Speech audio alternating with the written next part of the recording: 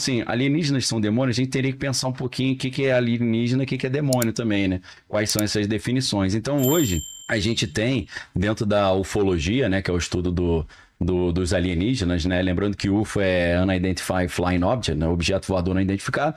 Objeto voador não identificado, ele não necessariamente ele veio de Júpiter, né? Objeto voador não identificado, ele pode ser daqui a pouco, não, era um balão meteorológico. Então, UFO, que hoje é UAP, que é Unidentified Aerial Phenomena, né?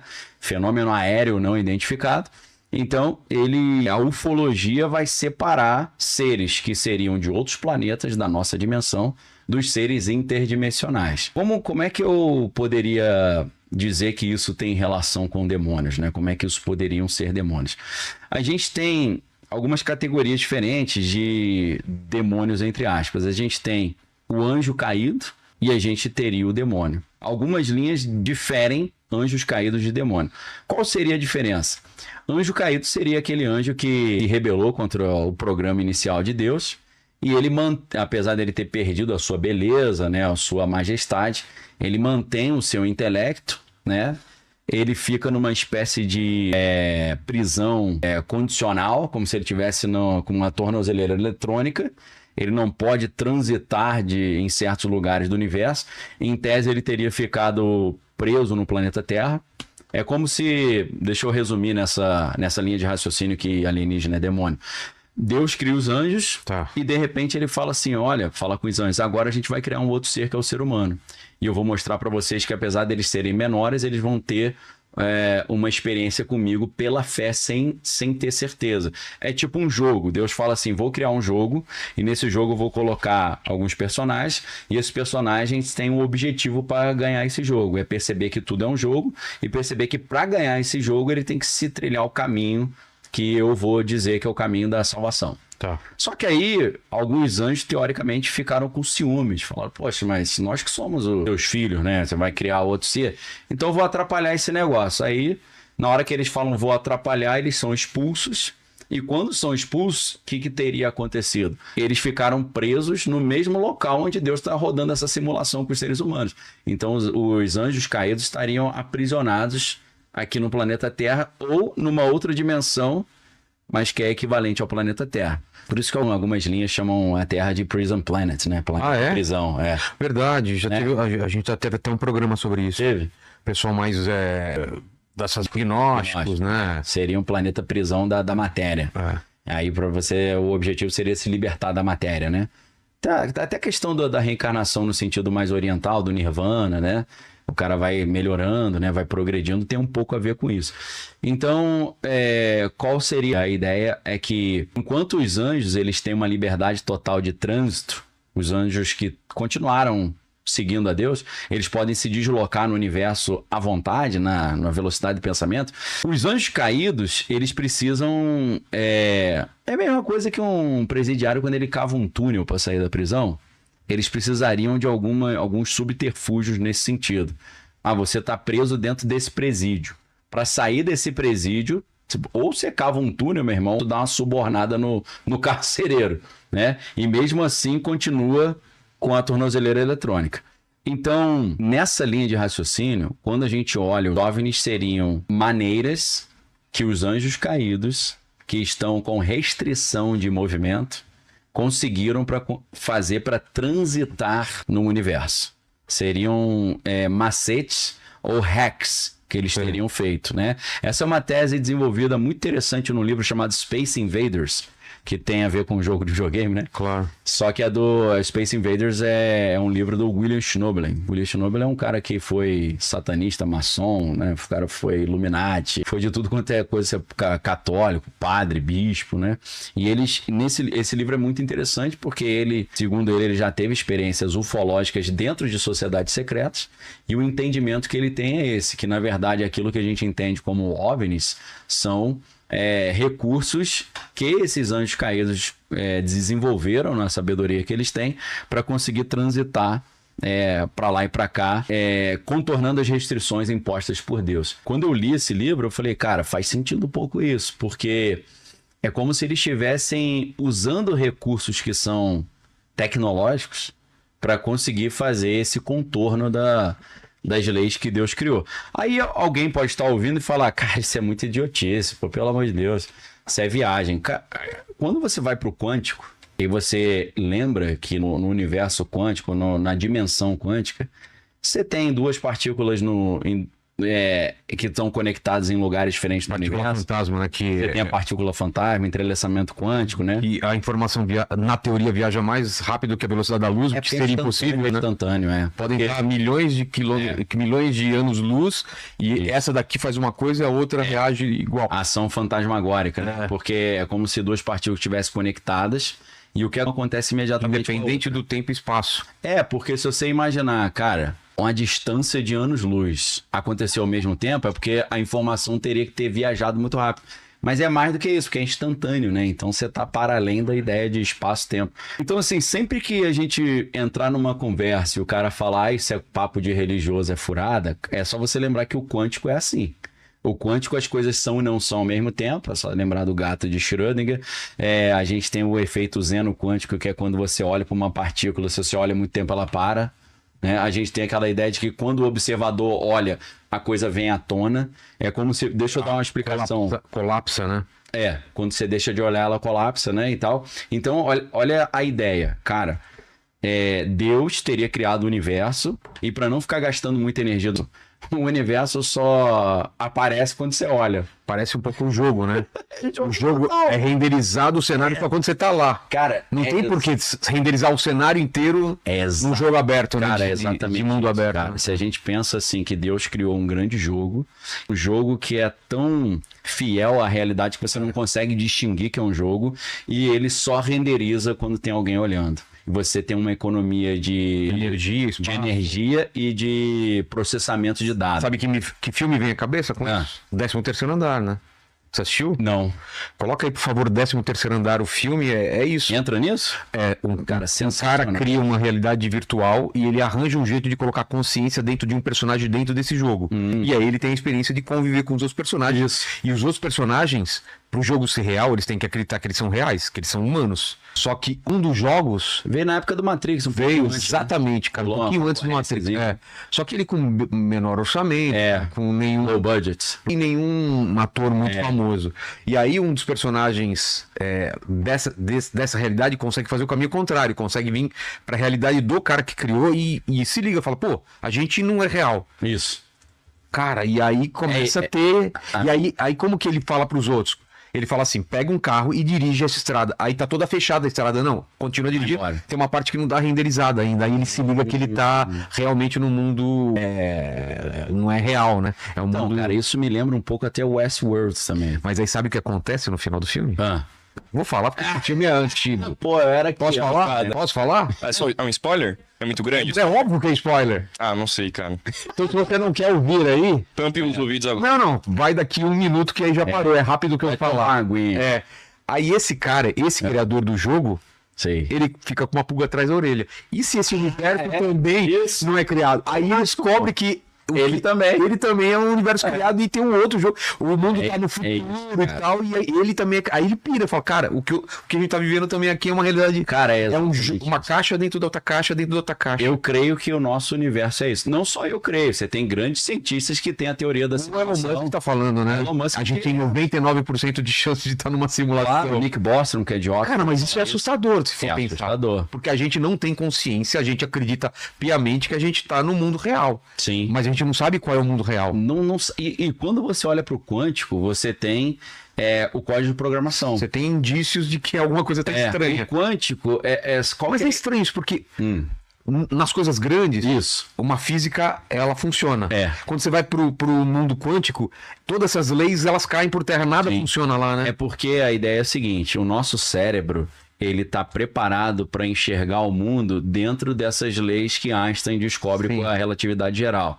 Ou as leis da física newtoniana clássica. Porque se a gente conseguisse olhar o mundo e ver o quântico, a gente entenderia que isso é uma simulação. Entendi. E aí ia estragar o jogo. É meio como se a gente tivesse o código rolando. Exato, é igual quando o Neo ele evolui, ele começa a ver os códigos de programação passando. Ele já não vê a realidade, ele vê como as coisas são feitas. E consegue consegue quebrar esses códigos. Lembra daquele exercício que a Oráculo fazia de entortar a colher? Entortar a colher, você... O que ela fala? É a consciência que a colher não existe. Ela fala, não tente entortar a colher, porque a colher não existe, não é isso? Exato, é isso. É algo nesse sentido. O que isso quer dizer? Enquanto eu estiver tentando mover uma montanha, eu não vou conseguir mover a montanha. Eu tenho que acreditar que aquela montanha não existe. Exato. Cara, Porque aí você hackeia a programação. Hoje eu creio nisso, cara. Jesus falava isso, né? Se você tiver fé, você move uma montanha. Claro, não, o apóstolo Paulo fala, o que nós vemos não foi feito do que é visível, do que é aparente. Cara, várias dicas aí. Tá tudo ali, cara. Eu creio que hoje... Isso para você é assustador ou não? Eu fico super empolgado, porque todos nós jogamos videogame. O videogame, ele tem regras e ele tem um jeito de você perder e um jeito de você ganhar. Então eu entendo que a nossa realidade, ainda que seja uma simulação, ela é um jogo. Entendi. E eu quero ganhar esse jogo, né? Fase. Passar de fase, subir de fase. Porque aí você sai da simulação nível 1 e você vai pro nível 0, que é de onde está saindo como se fosse o mainframe do negócio. Você chega no setup, né? E você tem, dependendo do nível que você já vai subindo, você consegue até ter uma credencial de administrador também. Você consegue co-criar o negócio. Porque você chega e fala, seja curado em nome de Jesus. Aí você recria, você consegue acrescentar um código na programação. Pode crer. Jesus falou que os últimos dias seriam como os dias de Noé. Que era Ele contextualiza, ele fala, porque as pessoas casavam-se, davam-se em casamento e de repente eles sobreveio repentina destruição. Tipo assim, uma destruição que veio de repente enquanto a galera tava no oba-oba. Só que tem mais do que isso. Parece que Jesus está dando uma dica, um sinal ali, uma pista, né? Ou um easter egg, de que coisas que aconteciam na época de Noé iriam acontecer no final dos dias. E uma coisa muito estranha que acontece naquela época de Noé logo antes do dilúvio, em Gênesis 6 tem aquela famosa história dos filhos de Deus, que viram que as filhas dos homens eram formosas, coabitaram com elas e nasceram os gigantes e os varões de grande renome da antiguidade. Peraí, antes de qualquer coisa, uma coisa é algo que chama muita atenção na Bíblia quando se fala dessa época, é a longevidade também de todo mundo. Os seres humanos viviam quantos? 400, 500? Não, mas Matusalém chegou, se eu não estou enganado, 985 anos. Tá bom. Mas aí é impressionante você perceber que após o dilúvio, quem viveu mais acho que foi Abraão, que viveu 175 anos. Baixou a expectativa de vida pra caramba. Ou na hora ali, alguma coisa aconteceu. Tem a ver, né? Tem uma explicação. Os cientistas que são mais cristãos, eles dão um exemplo, né? Quem quiser pesquisar mais sobre criacionismo e design inteligente, tem os grupos aqui no Brasil, né? O próprio professor Marcos Eberlin, ele tem um grupo nesse sentido.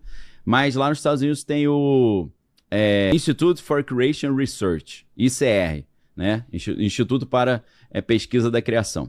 E aí, lá, eles têm um estudo dizendo que na Bíblia fala que antes de Noé nunca tinha chovido. A Bíblia fala isso, não tinha chuva.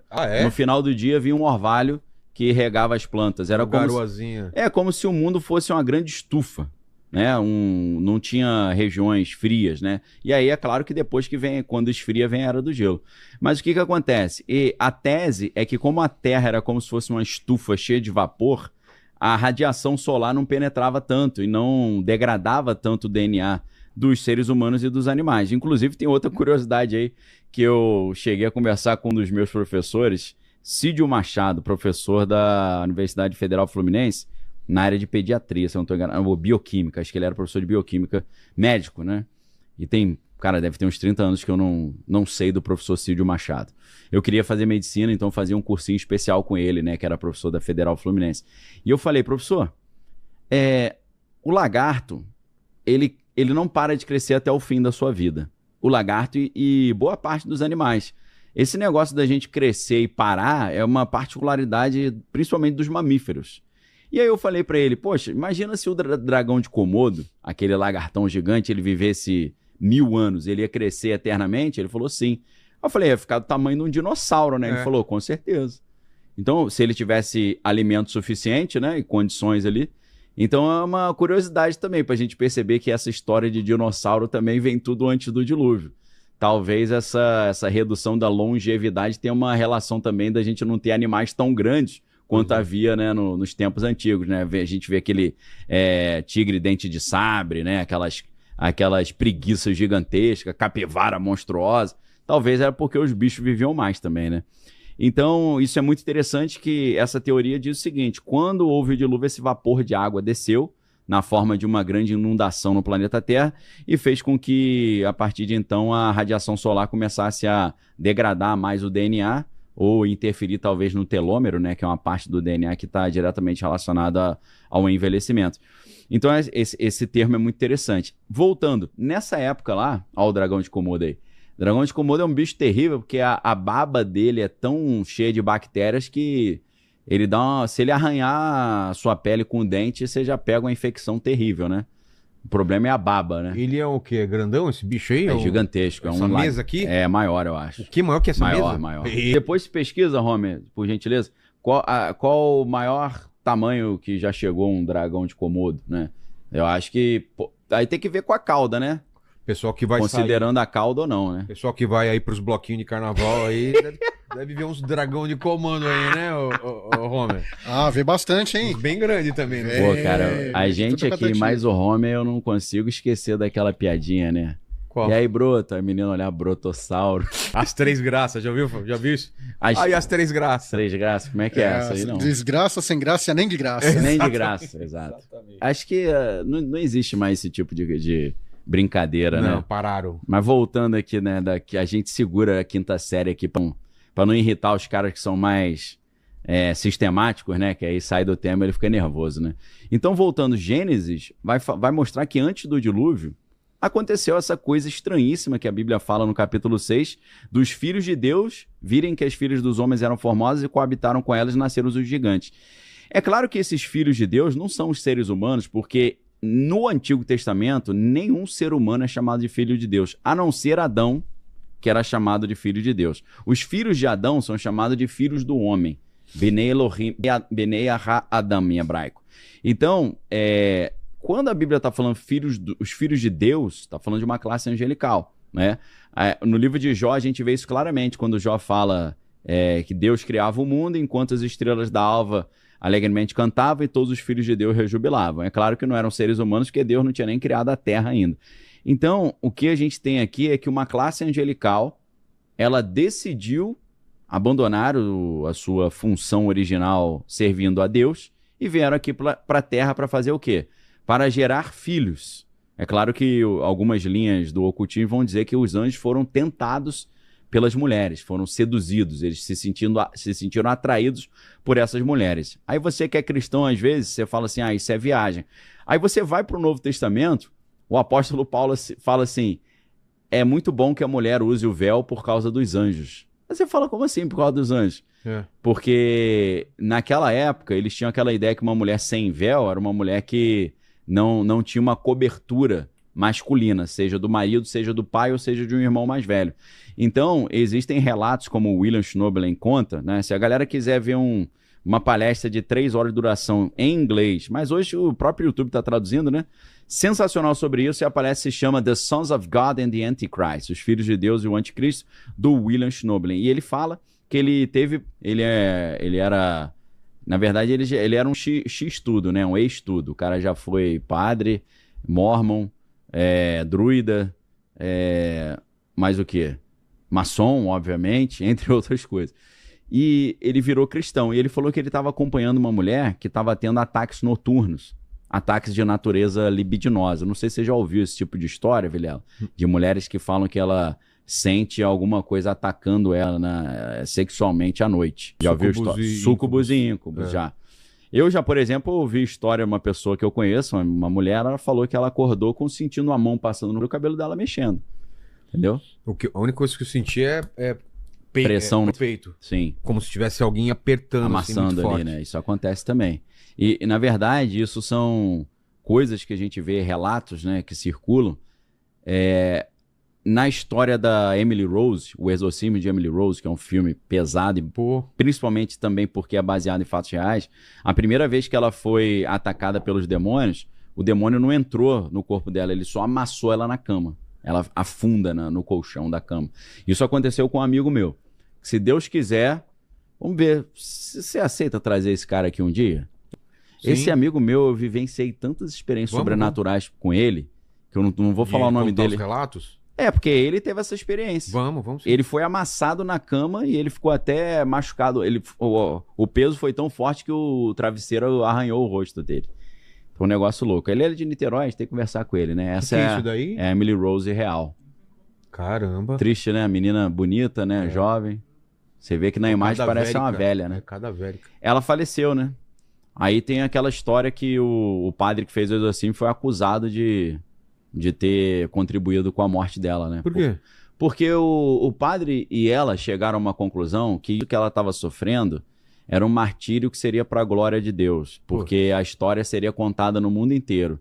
Eu acho que já foi mais uma estratégia de Satanás, né? Com certeza. Porque é tipo assim, ela falou assim, não, eu preciso morrer para que a minha história seja contada no mundo. Tipo Jesus morreu para abençoar a humanidade.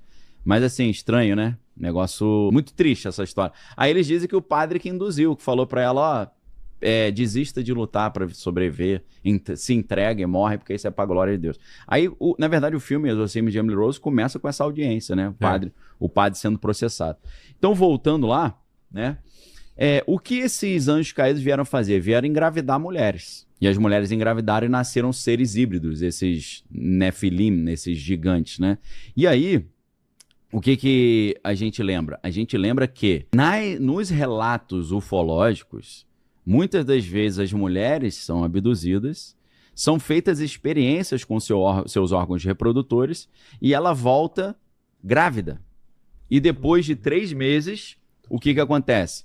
Ela é abduzida novamente e eles retiram o neném, retiram um bebê híbrido. Então, uma das coisas de semelhança que a gente vê entre e a época do final dos tempos agora é esse negócio de seres levarem mulheres e engravidarem essas mulheres. E então, a pergunta que fica é, será que isso é um dos sinais que Jesus está mostrando? Que tanto na época de Noé, seres espirituais angelicais estavam engravidando mulheres, incubando essas mulheres. O termo vigilante aparece na Bíblia ou em algum texto apócrifo? Ele aparece só no livro de Enoque. É como se no livro de Enoque, os filhos de Deus... Vamos fazer um sobre Enoque? Vamos fazer, claro. Esse história livro misteriosíssima. É muito louco, né? É, loucaço. Aquilo ali é filme de ficção científica total, né? É muito legal. Dá pra gente fazer um exclusivaço sobre isso. E aí aparece lá, então, os vigilantes. Eram 30? Vigilantes. Cara, eu não me lembro. Eu só lembro que o líder era o Samyaza, né? O nome do anjo. Samyaza.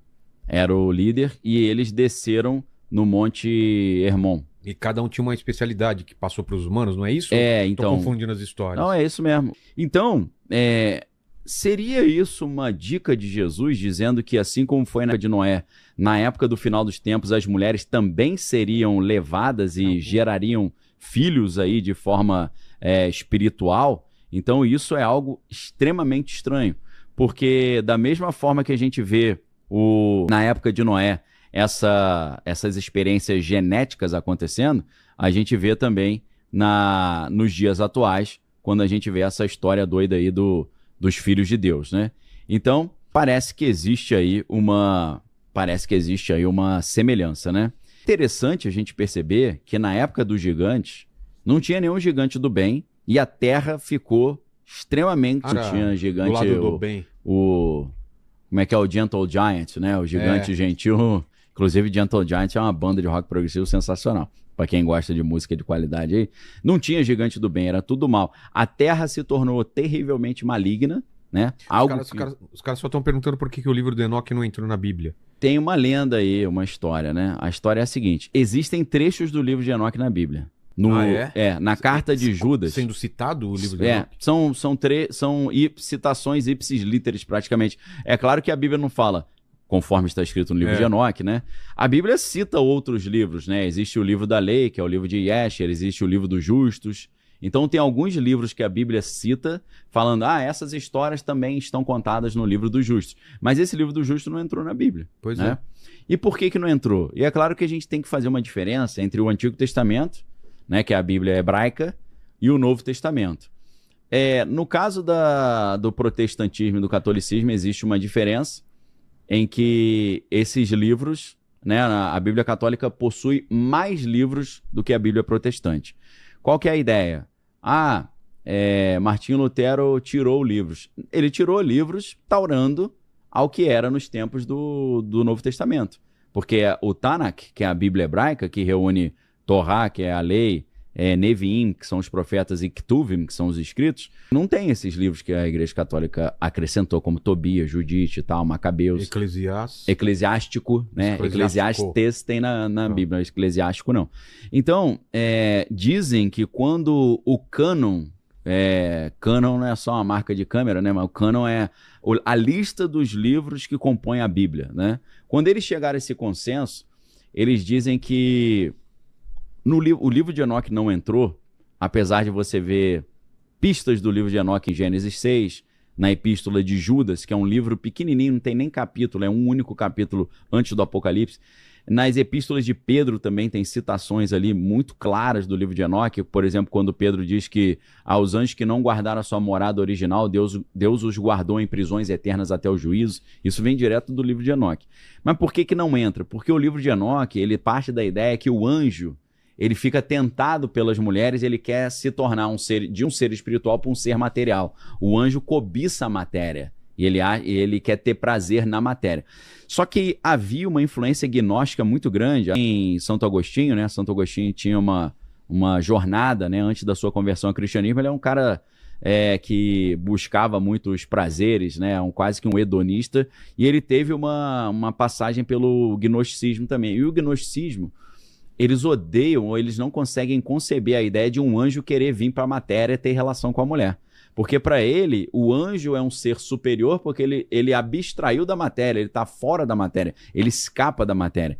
Então, como a galera não achou assim, nonsense você ter anjos querendo vir para a matéria, dizem que eles retiraram por causa disso. É um dos argumentos, né, pelo livro ter sido retirado. Então, nessa época, a Terra se tornou maligna pra caramba, se tornou tão degenerada e tão corrupta, não em comportamento, mas o DNA, geneticamente. Tá, corrompido. Corrompido, porque tinha a linhagem pura. Isso. E aí, de repente, por causa desses gigantes, ela foi corrompida. Como tivesse o DNA humano foi hackeado. Tá. Na verdade, há algumas explicações. Uma explicação é que os anjos caídos estavam querendo fabricar esses gigantes de forma que eles criassem uma espécie de soldados para destruir o povo de Deus e estabelecer um reino maligno na Terra. Porque você tem um cara gigantesco, a chance dele vencer é maior, a não ser que, como em Game of Thrones, todo mundo fique metendo flechada na cabeça nas partes íntimas do cara, né? Aí é difícil. Mas, tirando isso, o outro argumento é que já havia uma profecia em Gênesis, né? Quando a serpente engana a mulher e Deus lança uma maldição sobre a serpente.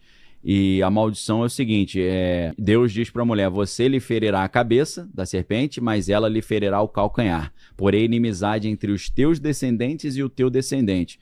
É interessante isso, porque Deus fala que vai colocar inimizade entre os descendentes da serpente e o descendente da mulher. Fala só um.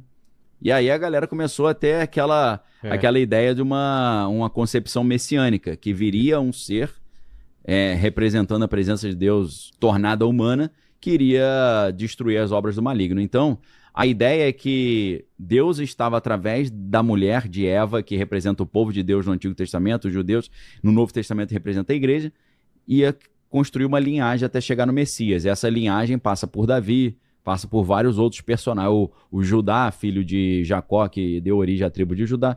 Então a ideia também era perverter as linhagens humanas geneticamente para que também o Messias não conseguisse chegar, né? Só que aí o que Deus faz? A corrupção do DNA humano foi tão grande que Deus teve que destruir toda a criação para proteger o seu projeto original. É como se fosse um vírus que entra no sistema computacional e aí você tem que fazer uma cópia num outro computador e o original, que tá o vírus que você não conseguiu extirpar, você tem que destruir. Então, nessa tese, o dilúvio teria vindo por causa disso. Porque a Bíblia fala o seguinte, havia essa corrupção, né? Os filhos de Deus viram que as filhas dos homens eram formosos, coabitaram com elas, aí nasceram os gigantes, os varões de grande renome da antiguidade, e aí depois a Bíblia fala assim, havia um homem puro em seus caminhos, né, que era Noé. Só que quando a Bíblia fala puro, ela não está falando uma pureza moral, comportamental. É uma pureza genética. É uma palavra hebraica que é tam. Né? Tam é até uma palavra hebraica interessante, que é a letra tav, que pode significar um sinal ou marca, e a letra Mem, que dá origem a Maim, que é água. Então, Tam é tipo assim, sinal da água ou foi limpo, está limpo, né? Puro. Pureza no sentido de lavado pela água. E aí, a Bíblia vai dizer, né, que Noé e seus filhos eram Tamim, eles eram puros, geneticamente. Tanto é isso que no livro de Levítico, quando Deus fala que os animais sacrificados a ele teriam que ser puros, ele obviamente não está falando da pureza comportamental, né? Não sacrifica para mim animais adúlteros, né? Animais que usam entorpecentes, né? Ou que falam mentira. É uma pureza genética. É um animal que não tem mancha, não tem mácula, não tem defeito, não tem nenhum tipo de deformidade. Então, o que era interessante é que nessa linha de raciocínio, a Bíblia está dizendo que Noé não teve o seu DNA corrompido e assim também os seus filhos. Então Deus separou Noé e seus 3 filhos, ou seja, 4 homens, e as 4 esposas, ou seja, 8 pessoas apenas, eles separaram ali, mais os animais, que é claro que eles devem, a galera fala, como é que eles botaram um elefante dentro da arca de Noé? E eu creio que Deus não é bobo, né? Não é tolo.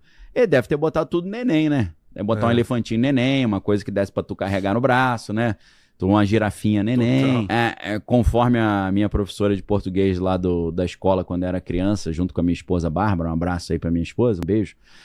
Eu não vou falar o nome da professora para não comprometer, mas a professora era bem ateia e ela falava, essas histórias da Bíblia é tudo mentira, né? Noé botou todos os animais na arca. E a baleia, como é que ele botou? Aí eu levantei meu dedinho e falei, tia, a baleia não precisava, que ela já tava nadando já, né? Era só os bichos que iam morrer com a água, né? Aquele que respira dentro d'água, aquele que tem, né, apesar de ser um mamífero, né, no caso da baleia, que é bem adaptado para água, não precisava. Então, a conclusão que a gente chega é que seres vindos do espaço se reproduziram junto com os seres humanos, adulterando o DNA humano, engravidando as mulheres, e isso foi uma coisa tão corrompida, tão destruidora, que Deus teve que destruir o mundo. E aí, o que acontece hoje? A gente está vendo esse negócio de experiências genéticas, né? A alteração do DNA humano, seja pelos cientistas ou seja por essas abduções malucas. E aí a pergunta que a gente chega a fazer é, será que isso está repetindo o que aconteceu na época de Noé? E será que por causa disso Deus vai ter que destruir o mundo de novo? Aí eu vou falar, parabéns, jovem, você descobriu a pólvora, porque é exatamente isso. O Apocalipse vem exatamente numa época que essas maluquices todas da época de Noé estão acontecendo novamente, da corrupção do DNA. Então, assim como a corrupção do DNA na época de Noé foi uma tentativa de criar soldados do mal para destruir o povo de Deus e estabelecer na Terra o reino do anticristo, da mesma forma agora. O que esses alienígenas, para mim, que são mais anjos caídos do que alienígenas estão fazendo, eles estão criando da mesma forma o exército do final dos tempos. E não é estranho a gente lembrar na mitologia grega, que quando você compara a mitologia grega com a Bíblia, você entende muita coisa também. Na mitologia grega a gente tem aquela figura muito comum dos semideuses. Os semideuses são exatamente os filhos dos deuses que engravidaram as mulheres, e eles têm um tamanho maior, uma força física maior, e eles acabam reinando, se tornando os grandes reis da antiguidade, como o rei Mino de Creta, né, que era filho dos deuses. Mas quem aqui? Quase todos os reis diziam, né, que eram filho dos deuses. Aquiles se dizia filho também dos deuses, né? Se eu não estou enganado, o deus Éolo, que era o deus do vento. Então, todos esses grandes personagens da antiguidade, eles se entendiam como filho dos deuses. Até Alexandre o Grande, ele dizia que ele era filho de Zeus e não do seu pai, rei Filipe II da Macedônia, com a sua mãe Olímpia, né? Então, para quem acha que isso é história, é lenda, é mito apenas, a gente não pode esquecer que se os supostos alienígenas gostam de engravidar as mulheres, os ritos das religiões mais antigas e poderosas eram todos ritos de fertilização ou ritos de fertilidade. Aí entra o famoso deus Baal, né? Baal em hebraico significa senhor ou marido, porque ele era o esposo de uma outra entidade chamada Astarote ou Azera, né? Então esse casal Istar também. Também.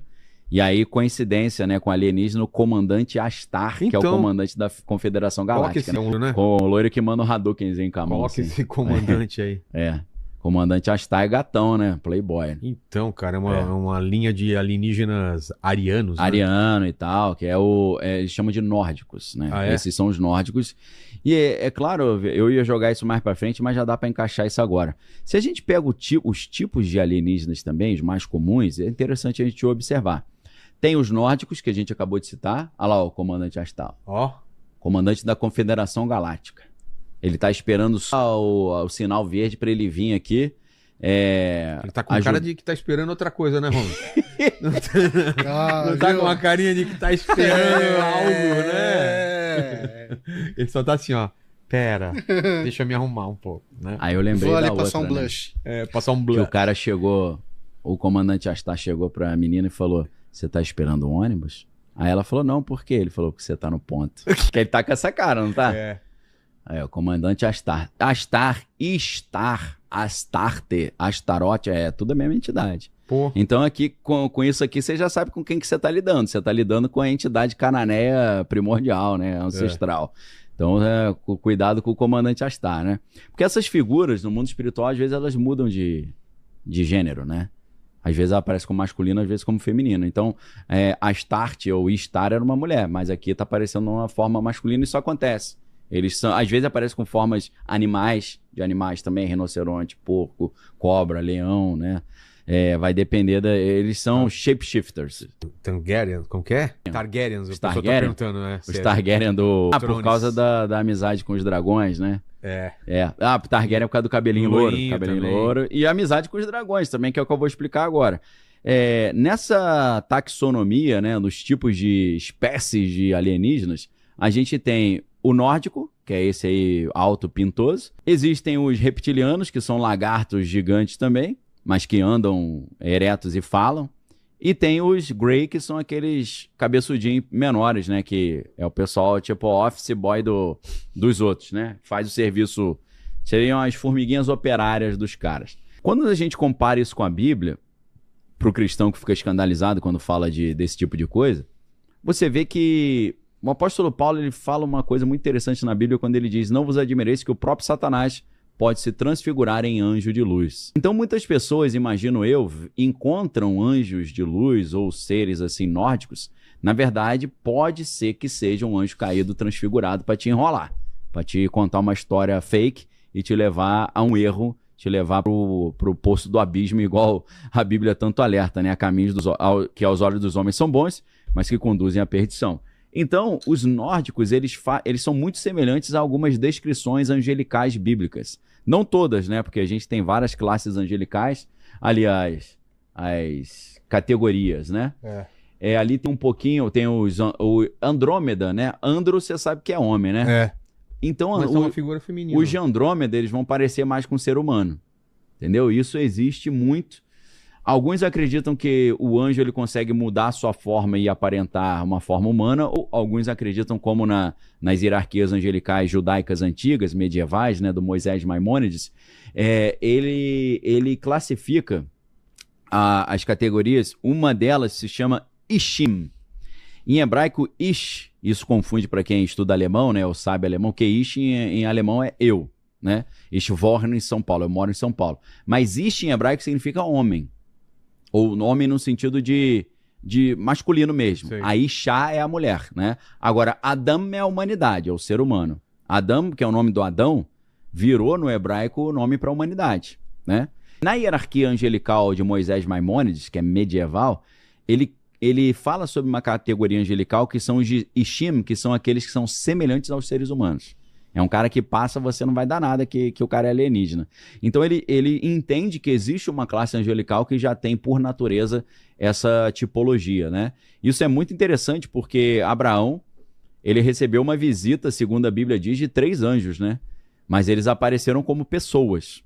E o mais interessante é que um deles, ele chama de Senhor, mas Senhor na Bíblia é uma maneira que eles usam para não se escrever não, porque está escrito, mas traduzir para português, quando aparece, em boa parte das Bíblias, quando aparece no Antigo Testamento Senhor, tudo em caixa alta, é o nome de Deus, que é aquelas 4 letras que ninguém sabe exatamente como pronuncia, ficou conhecido popularmente como Yahvé, né, ou Jeová. Então, um desses 3 anjos, Abraão chama de Senhor no nome dele, Yahvé. E aí o que é interessante é que Abraão fica conversando com esse que ele chama do nome sagrado de Deus, enquanto outros 2 seguem para Sodoma e Gomorra para retirar o sobrinho dele, Ló, de lá. E aí o que a gente percebe aqui? Que esses seres eram iguaizinhos a pessoas. Você não conseguia ver diferença. Abraão distinguiu porque ele tinha sensibilidade espiritual. E o mais interessante, eles entraram na tenda de Abraão e jantaram com ele, comeram. Você fala, pô, o anjo come? Come, pô. Dependendo do momento da categoria. E aí, esses dois que foram fazer o serviço em Sodoma e Gomorra para resgatar Ló, que era sobrinho de Abraão, eles deveriam parecer tão belos que os homens, não as mulheres, os homens de Sodoma e Gomorra queriam dar umas bitocas neles, né? E acontece aquela situação hipertensa, né? Que os anjos entram na casa de Ló e juntam uma multidão de pessoas na frente da casa e falam, manda esses 2 gatões aqui para fora que a gente quer fazer uma festinha, uma rave com eles. Aí Ló fala, não posso mandar porque eles são meus protegidos. Vou mandar minhas filhas. Mandou as filhas, pô. Olha só. É maluquice. Mas aconteceu uma coisa legal. O anjo sai, abre a porta, e todo mundo deve ter falado, vem gatão. Ele falou, vem nada. O narrador ficou todo mundo cego. Então isso aí foi interessante também. Então você vê, os anjos pareciam tanto seres humanos que o pessoal pervertido de Sodoma queria molestá-los. Queria ter relação com eles. Caramba. Não tinha pinta de anjo, devia ter pinta de um cara, tipo um comandante Astar desse aí. Né? Isso. Não é o jeito que ele falou, me Rapaz, eu falei, um susto, dá um nó aqui na garganta. O que eu falei? Nem me liguei. Alguma coisa de... A pinta, como você falou, quando você começou a falar pinta, eu pensei que você ia falar outra coisa. Né? Antes do A, né? Pin, né? Eles tinham pinta. Aí eu falei, o quê? Não precisa descrever assim. Pinta de galã. Tá. Apesar de que, se você pegar, já que você falou nisso, se você pegar o livro do Caio Fábio tem um livro chamado Nephilim, que é sensacional o livro. Então, é uma ficção que o Rony chegou aí. Eles estão tentando fabricar novamente esses gigantes, entendeu? Poxa. E nesse livro, ele diz que as mulheres queriam ter relação com os gigantes porque sentiam mais prazer, né? Existe um pouco essa teoria dentro do ocultismo, né? Que eles eram capazes de trazer um prazer muito grande e tal. E aí elas engravidavam desses gigantes e geravam esses Nephilim, né? Então, assim, há enormes semelhanças entre a época de Noé e o que a gente está vivendo hoje com essa popularização de alienígena. Estão até dizendo agora que o Trump vai liberar os documentos, né? Pô, não... Saiu notícia agora, depois vou mandar para você, Fabi, posso mandar? Dá tempo ainda? Acho que dá, né? Deixa eu te mandar uma notícia aqui pra galera depois. Saiu, deve ter saído no Brasil, mas eu não tive tempo de ler tudo. Saiu no Daily Mail, que não é um jornal assim tão... Oh, meu Deus, o jornal mais sério do planeta Terra, mas é um jornal britânico, tem a sua certa seriedade, e saiu a matéria aí falando que Donald Trump está dando sinal verde para liberar documentos alienígenas. Inclusive, já tenho falado aí que está nos bastidores rolando uma fofoca aí que é no dia 8 de julho que vai acontecer isso. Então...